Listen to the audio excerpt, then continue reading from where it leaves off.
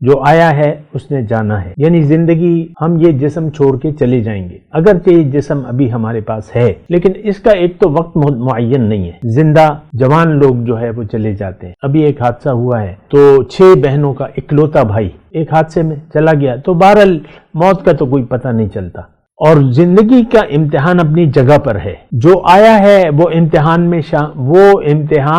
میں شامل ہو یا نہ ہو، دے یا نہ دے، لیکن جب وہ جائے گا تو یا تو وہ امتحان میں پاس ہوگا یا فیل ہوگا۔ اچھا، اب ہمارے ساتھ مسئلہ یہ ہے کہ ہم تو سب دنیا کے چاہنے والے بن گئے۔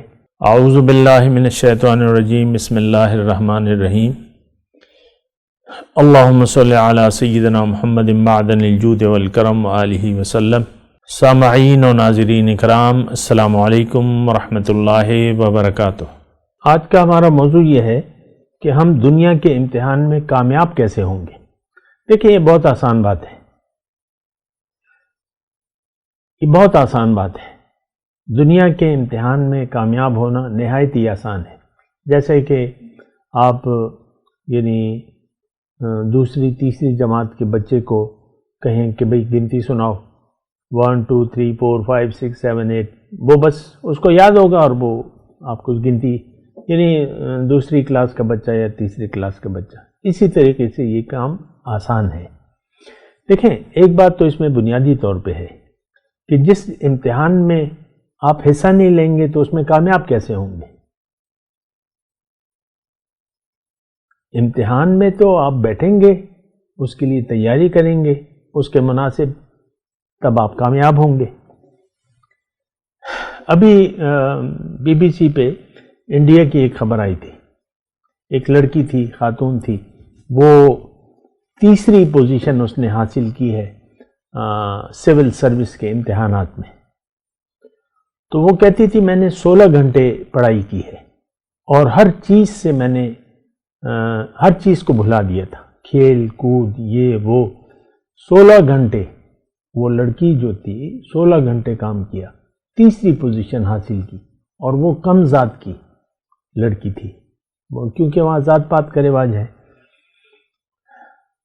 تو اس کے لیے بس وہ آسان ہو گیا۔ وہ امتحان میں بیٹھنا اس کا مقصد تھا، اس نے اس کے لیے کوشش کی اور سب سے آگے بڑھ گئی، پوزیشن حاصل کر لی امتحان میں۔ تو یہ تو کوئی اتنا مشکل امتحان نہیں ہے، آسان امتحان ہے۔ لیکن اگر آپ دیکھیں، آج کا مسلمان زندگی، ایک تو یہ ہے کہ زندگی کو امتحان نہیں سمجھتا، وہ کہتا ہے بس زندگی آرام سے گزر جائے، خوب بہت سارے پیسے ہوں، اچھا گھر ہو، اچھے کپڑے ہوں، اچھے کھانے کھائے جائیں، اچھے پکوائی کی جائے، یہ وہ، بس یہ ہمارے پیش نظر صرف دنیا کی زندگی ہے۔ ایک مزدور ہے، دیہڑی والا، یا ملک کا وزیر اعظم ہے، یا آرمی چیف ہے، ہم سب کے سامنے دنیا ہے، اور دنیا اور دنیا اور دنیا، آخرت پر ہمارا یقین نہیں ہے۔ تو ایک بات تو میں آپ کو یہ کہہ رہا ہوں کہ امتحان آسان ہے، لیکن آسان امتحان بھی اگر آپ نہ دیں،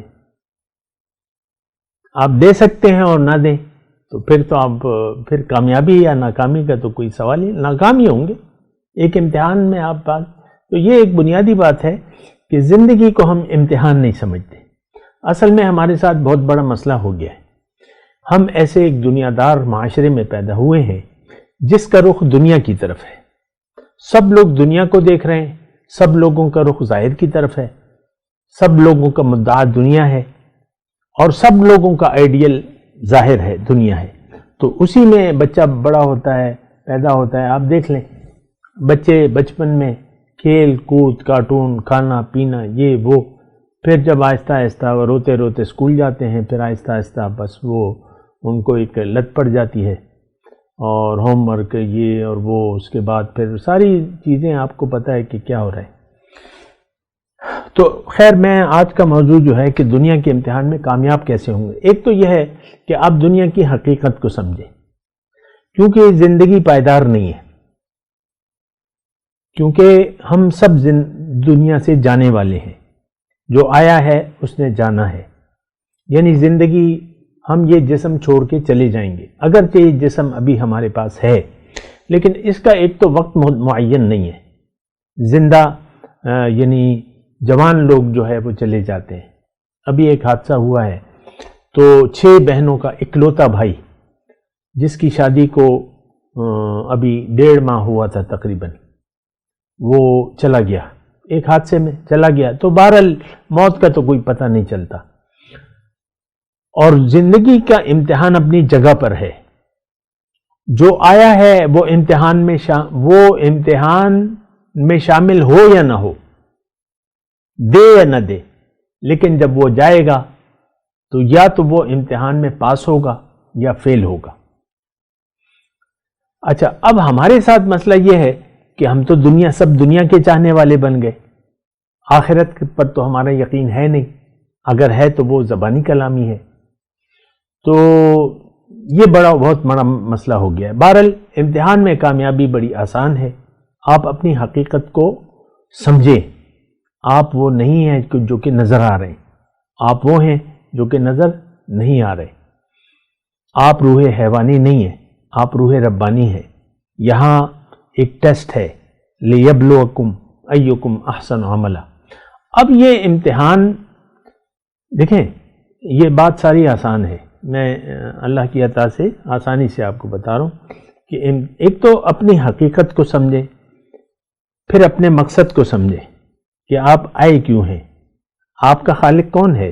کیا آپ نے خود اپنے آپ کو پیدا کیا ہے؟ نہیں، اللہ نے آپ کو پیدا کیا ہے. آپ کا خالق اللہ ہے. اب یہ سوال کریں کہ اللہ نے مجھے کیوں بنایا ہے، دنیا کے لیے، دنیا کی کامیابی کے لیے کہ آخرت کی کامیابی کے لیے. ظاہر ہے کہ دنیا کی کامیابی کی تو کوئی حقیقت نہیں ہے. $100 ملین اگر آپ کما لیں تو آخرکار آپ چھوڑ کے چلے جائیں گے سب کچھ. تو یہ تو کوئی مقصد ہے نہیں، حاصل نہیں ہو سکتا نا. اب آخرت کی کامیابی ہمیں اس پر یقین نہیں ہے، لیکن اللہ کہہ رہا ہے کہ وہ یقینی ہے. وہاں کا نقصان اصل نقصان ہے، وہاں کی کامیابی اصل کامیابی ہے. تو آپ یہ ذہن بنا لیں کہ میں نے اللہ کے لیے جینا ہے، میں نے اپنے مقصد کو پورا کرنا ہے. اللہ نے جس مقصد کے لیے مجھے پیدا کیا ہے میں نے بس وہی چاہنا ہے. تو یہ امتحان میں بیٹھ جائیں آپ. اور پھر کرنا کیا ہوگا کہ آپ اللہ کی مرضی سے زندگی گزاریں. بس مختصر بات ہے.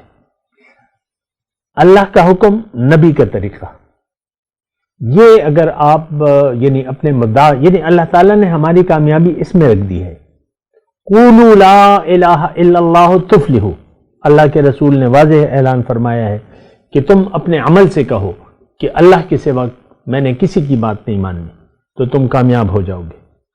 ہم اپنے عمل سے ایسا کہہ رہے ہیں کہ میں نے اپنی مرضی کے علاوہ کسی کی مرضی نہیں کرنی، لیکن اللہ کے رسول نے ہمیں طریقہ بتایا ہے کہ تم اللہ کی مرضی کے سوا کسی کی بات نہ مانو.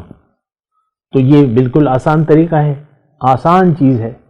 من قال لا الہ الا اللہ تفلح، من قال فقد دخل الجنہ. جس نے لا الہ اپنے عمل سے کہہ دیا تو وہ جنت میں داخل ہو گیا. تو جنت میں داخل ہونا نہایت آسان ہے. ہمارے لیے اس لیے مشکل ہے کہ اللہ ہماری منزل نہیں ہے. دنیا کو ہم نے منزل بنا لیا ہے. ساری سوچیں، ساری فکریں دنیا کی ہیں. دنیا کی خوشی ہمارے لیے اصل ہے. آپ کیسے تالیاں بجاتے ہیں اور خوش ہوتے ہیں، خوشیوں پر، دنیا کی خوشیوں پر آپ کی باتیں کھل جاتی ہیں. یا جو ایسے غم آتا ہے، پریشانی ہوتی ہے، تو آپ کی پریشانی چہرے سے ظاہر ہوتی ہے. اب کیا ہوگا، ہاں یہ ہو گیا. تو یہ دیکھیں، یہ غلط فہمی کی بات ہے. اگر آپ کے پاس عقل نہ ہوتی تو پھر میں آپ سے یہ باتیں نہ کرتا، لیکن آپ کے پاس عقل ہے. اچھے برے کی تمیز اللہ تعالیٰ نے دی ہے. پھر اللہ تعالیٰ نے اپنا یعنی سب کچھ ہمیں کتاب میں واضح طور پہ فرما دیا ہے کہ بھئی کامیابی جو ہے وَمَنْ زُحْزِحَ عَنِ النَّارِ وَأُدْخِلَ الْجَنَّةَ فَقَدْ فَازَ. قرآن میں واضح طور پہ اللہ تعالیٰ نے کہ قیامت کے دن جو آگ سے بچا لیا گیا اور جنت میں داخل کر دیا گیا، یہ لوگ کامیاب ہیں. اب کون لوگ جنت میں جائیں گے؟ جو یہاں جنت کے لیے کوشش کرے. آخرت بغیر یعنی آخرت میں کامیابی بغیر کوشش کے نہیں مل سکتی. یہ قرآن میں لکھا ہوا ہے، من اراد الآخرۃ وسعی لہا سعیہا فاولئک کان سعیہم مشکورا. جس نے ارادہ کر لیا آخرت کا اور اس کے لیے اس کے مناسب کوشش بھی کی، ان لوگوں کی کوشش کو اللہ تعالیٰ قبول کر لے گا، قدردانی کرے گا. لیکن جو دنیا کے طالب ہیں، من کان یرید العاجلۃ عجلنا لہ فیہا ما نشاء لمن نرید ثم جعلنا لہ جہنم.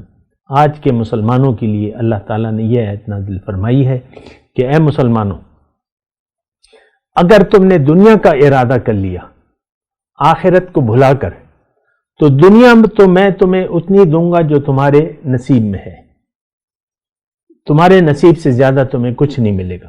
لیکن اس کے بعد تمہارے لیے جہنم ہے، اور اے نام نہاد مسلمانوں، میں تم سب کو جہنم میں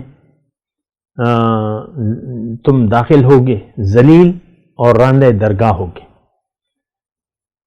یصلاھا مذموما مدحورا. لیکن اگر تم آخرت کے طالب ہوئے، من اراد الآخرۃ وسعی لہا سعیہا، اور اس کے لیے تم نے کوشش بھی کی.